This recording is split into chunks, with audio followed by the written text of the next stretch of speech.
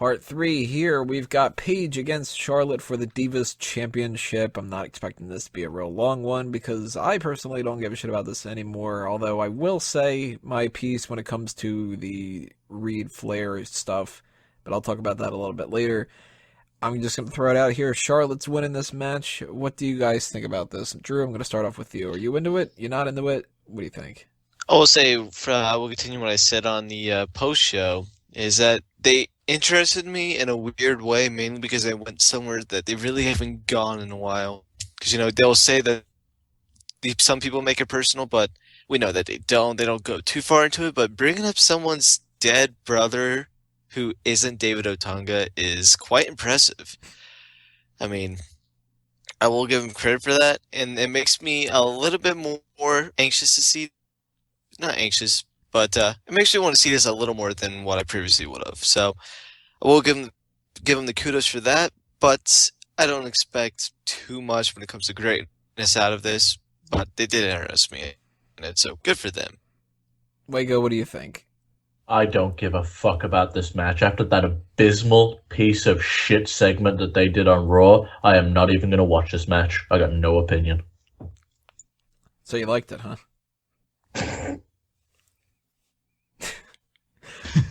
Kaylin, do you have any strong feelings one way or another? Well, I know that both of these ladies can wrestle. I don't really have high expectations for this specific match, especially based on the storyline and that abysmal segment that they had on Monday. But I think Wago liked it. But I don't know. I mean, I'm going to watch it. I'll give it the benefit of the doubt, but I really don't have high expectations. I expect Charlotte will retain. I expect it's going to continue on the storyline with Paige. Maybe they'll get somebody else in the mix there, so it'll be like a triple threat for the next pay-per-view or something. But I don't know. It doesn't have it for me. That segment on Monday, I mean, I don't know. It's tasteless and pointless. I mean, I wasn't offended, but it just seems like, I don't know. Dumb. So, before I get to you, Peyton, I want to throw out my opinion about this. I watched the segment, and I don't see why everybody's making such a big deal. Now, I agree, when you use family members in certain things, it gets a little iffy, and there's a reason why certain people would be upset. If her mom was upset, okay, her mom has every reason to be upset, but I didn't think that this was as tasteless as some of the other things WWE's done, and maybe that doesn't just justify it, but shit, if they could say Eddie's in hell, and they could have pallbearers' ashes in an urn, they can have Charlotte say, "I'm here for my brother who passed away," and Paige go, those weren't cool either. No, they weren't necessarily. I mean, I kind of think that maybe the pallbearer one was kind of cool, but but I think that this was a situation where they tried something and it worked and it didn't work. Like, it got people talking about this. That's a positive. But it got people talking in the wrong way, of course, and whatever. My problem with this isn't that they did that segment. It's that I don't feel any kind of jeopardy for the title. I think that there's no shot Paige is winning this. And I actually kind of even think that the match quality is going to go down because of this segment. Because I think that they're going to put too much pressure on themselves. And they're going to be nervous. That's the thing I'm worried about. Let me just clarify. I didn't hate that segment because of the Reed Flair stuff. I hated it because it was just terrible fucking television that capped off a shitty fucking evening. Like, we had one of the best Raws we'd had in a while, and that ended the show. Fuck. And can I just say, I don't think so much a lot of people are offended because, they talked about this dead guy. I think it's just the fact that it was such cheap heat.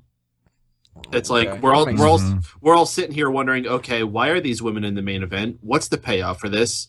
Okay, Charlotte's crying. All right, where's this going?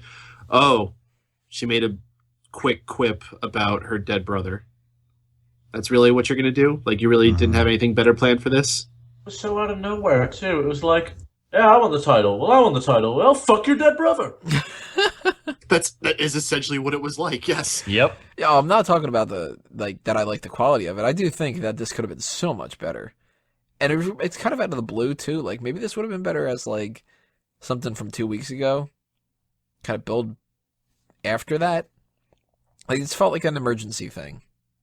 Kind of like, well, we don't have enough steam for this. What can we do? Well, we're sitting on the dead brother thing. You want to just, do that one? So I don't know. I mean, I'm not too into it, but Peyton, do you think that there's a chance that they can salvage this? No.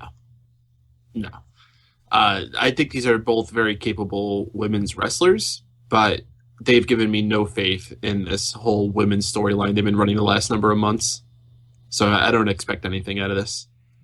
So I'm going to pitch another question to everybody here. Obviously, the whole Divas Revolution thing, that's just fizzling out. Some people are still going, well, they're going to get the main event of a pay-per-view and all this other kind of crap. No, that's not going to happen. But when it comes to Paige and Charlotte and whatever, this is clearly a feud that they wanted to be a long feud or whatever. Does it have any legs for TLC? Or do you need to throw somebody else in there? They can stretch it out, and they will stretch it out, but they shouldn't stretch it out. Exactly. I could see them doing that, but in order to make this so it isn't completely stale more than it already is, they need to throw somebody else in there. And let's see who is really good in the Divas Divas roster that they haven't had on there. Banks. She sucks. Nobody likes her. Nobody likes her. Let's keep her off TV and out of the picture. No, I mean, she's just like really good looking and really good in the ring and you know what? decent on the mic. We should pair up with that other fucking scrub Cesaro. Yeah, who cares about those people? So, if we've got Paige and Charlotte against each other for the next couple months and stuff like that, and they've already gone to the dead brother well, I mean, they can't just continue that and stuff. Like, obviously, with the big response that they've gotten out of this, they're either going to backtrack on this or they're going to try to really make Paige like some psycho bitch kind of a thing or whatever. At the same time that she's got this dumbass elf movie that's out. But Charlotte's reign, I'm starting to think this is going to be something that ends before WrestleMania. Oh, absolutely it is. And you remind me of another point that I brought up on the Raw post show we did, and it's that they've had no direction for this story. They can't make up their mind what they want it to be about. Like, think of how much has gone through this. They had the Team PCB split. Then they started talking about how she's from wrestling royalty, and that's the only reason she's there.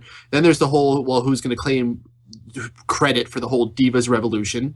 And now this is about avenging Paige because she's made this quip about her dead brother. Like, why does it need to have all this?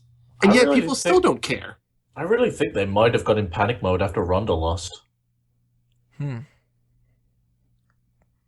think that really was like the difference maker for this? Like, I wouldn't be surprised if because they're big on this whole trying to be a part of the women's sports thing, and after Ronda lost, they probably wanted to shake things up and probably did this out of, like, pulled it out their ass. Wouldn't surprise me. See, I don't think that necessarily that's the case. I think that this is something where that Seth Rollins injury, I mean, we said it a couple of other times before, that changed all the plans from now until WrestleMania and even onward. And I think that WWE is so, like, they don't know what the fuck they're doing. They might have told Paige and Charlotte, hey, can you guys just kind of, like, sort this out yourselves? And I think Paige and Charlotte think that this is epic. And it isn't. I can see those two in the back pitching ideas and going, we should talk about this, we should add this element, we should do that part, we should bring the dead brother thing in there because that'll really get you heat and whatever. This is going to be that match that people talk about. You know, this is the feud of the year, we're going to put them on the map, that kind of thing. A lot of people have high expectations for themselves, and I think that these two, they strike me as the type that really would think that, especially Paige. So you're saying they're delusional? A little bit. So I think the real question what we need to be asking is, what food are you going to be preparing during this match? Well, I got a feeling we're going to be ordering some pizza. That's pretty cool. I'm hoping maybe a Sicilian, if that's the case. And if it's Sicilian, then you got to go pepperoni. You got anything in mind, Kellen?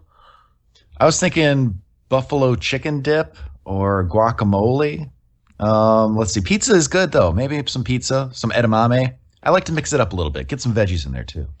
Drew, you getting some Jimmy John's? Yeah. Sure. If they had a storyline about two girls wanting to get Jimmy Johns, then yeah, I'd be down for it. All sound better options in this match, unless Peyton's got anything. Peyton, do you have something? Peyton's always got some food going on. What are you going to be cooking around this time? I'm actually on a strict diet right now. Oh.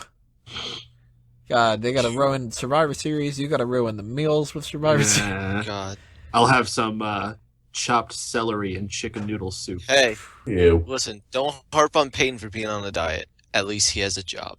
Hey, you know what? You got to do the thing that I had the other day, which was amazing, and I can't wait to get again. It was called the Buffalo Chicken Spud Mountain.